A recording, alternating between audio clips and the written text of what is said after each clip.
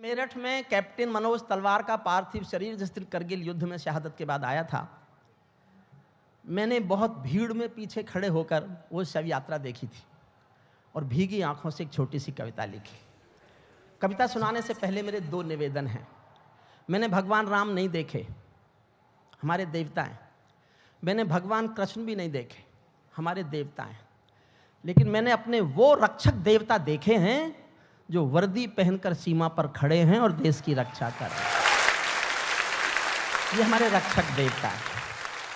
मैं पुलिस के सिपाही और फौज की वर्दी को सल्यूट करता हूं, सलाम करता हूं और उनसे बड़ा देश का भक्त किसी को भी नहीं मानता। देश के असली देशभक्त वो है। छोटी सी कविता है, सुनिए। मैं केशव का 5 जन्म भी गहन मौन में खोया हूं। ताली बजाना मत बजाना, दिल से सुन लो। मैंने एक ही कविता लिखी है जिसके लिए मैं कह सकता हूं मेरी अच्छी कविता है। बाकी कवि सम्मेलन है, कविता यही है जो मैं सुना रहा हूं।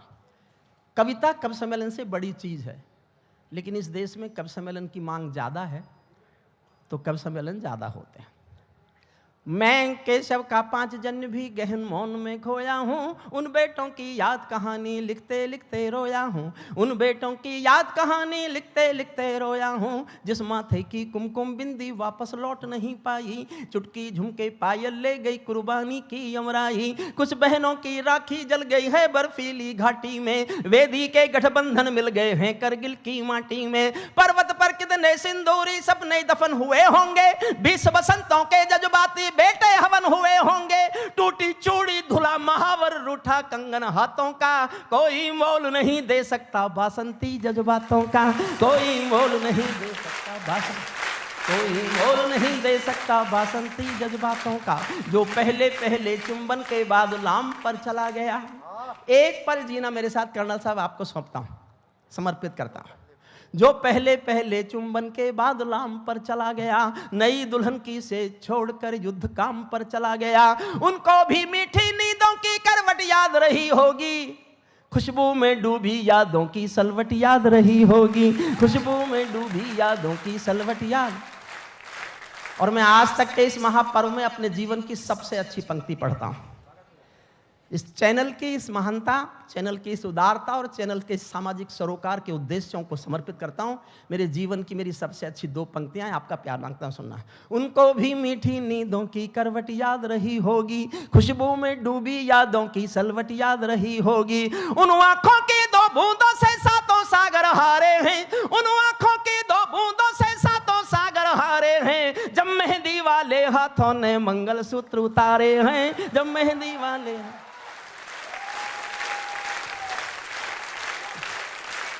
उन आंखों की 2 बूंदों से 7 सागर हारे हैं। जब मेहंदी वाले हाथों ने मंगलसूत्र उतारे हैं। गीली मेहंदी रोई होगी छुपके घर के कोने में, ताजा काजल छूटा होगा चुपके चुपके रोने में। जब बेटे की अर्थी आई होगी सोने आंगन में, शायद दूध उतर आया हो बूढ़ी माँ के दामन में। शायद दूध उतर आया हो बूढ़ी माँ के दामन में। वो विधवा पूरी दुनिया का बोझा सर ले सकती है। संसार के किसी भी मजहब में स्त्री अर्थी को कंधा नहीं देती। लेकिन भरतपुर के पास एक गांव है अजान, राजस्थान में। वहाँ का एक बेटा शहीद हुआ था, वीरेंद्र सिंह। ये कल्पना नहीं है, सत्य घटना है।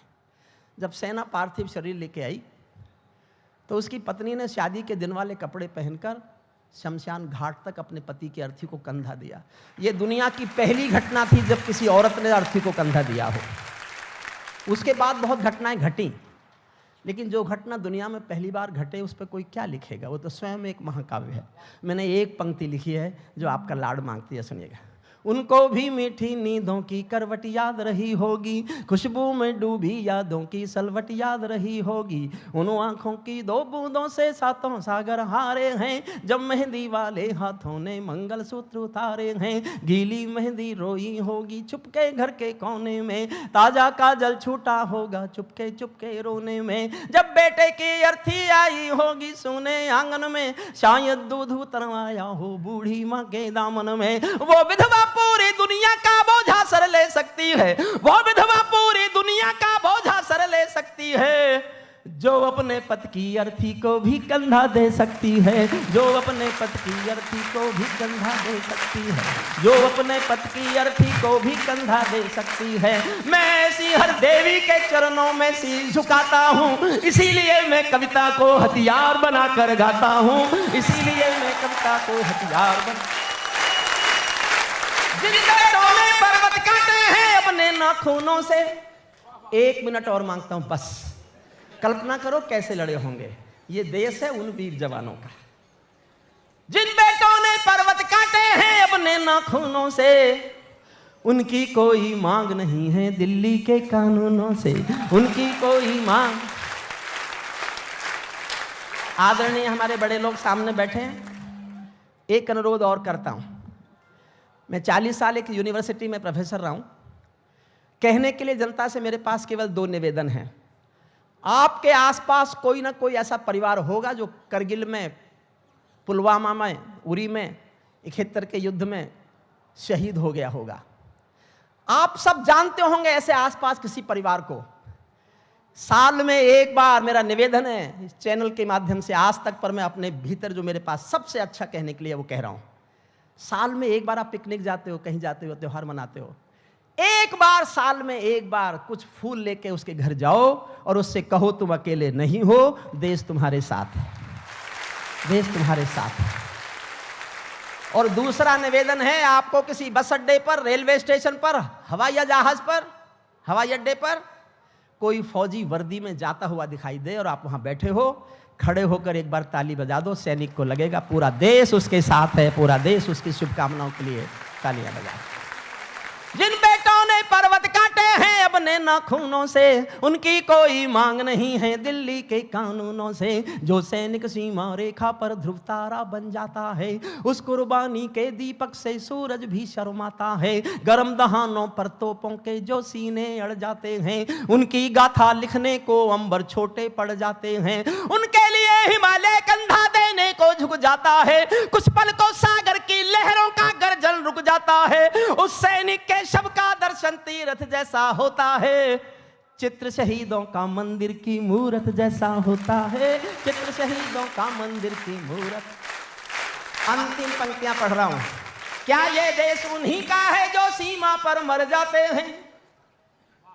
क्या ये देश उन्हीं का है जो सीमा पर मर जाते हैं, अपना लहू बहा कर टीका सरहद पर कर जाते हैं। कोई युद्ध वतन की खातिर सबको लड़ना पड़ता है, संकट की घड़ियों में सबको सैनिक बनना पड़ता है। जो भी कौम वतन की खातिर मरने को तैयार नहीं, उसकी संतति को आजादी जीने का अधिकार नहीं, उसकी संतति को आजादी जीने का अधिकार।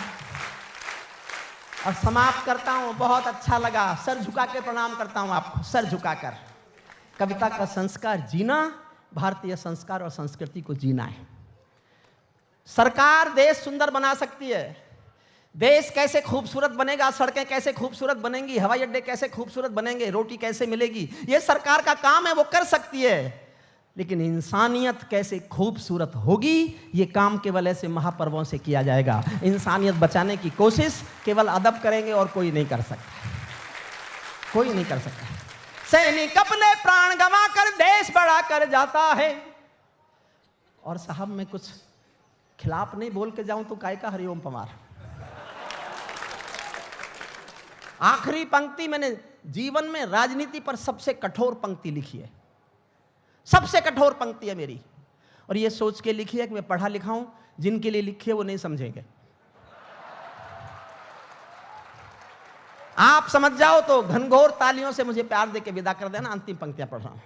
सैनिक अपने प्राण गंवा कर देश बड़ा कर जाते हैं, सैनिक अपने प्राण गंवा कर देश बड़ा कर जाते हैं। बलिदानों की बुनियादों पर राष्ट्र खड़ा कर जाते हैं। जिनको मां के बलिदानी बेटों से प्यार नहीं होगा, उन्हें तिरंगे को लहराने का अधिकार नहीं होगा, उन्हें तिरंगे।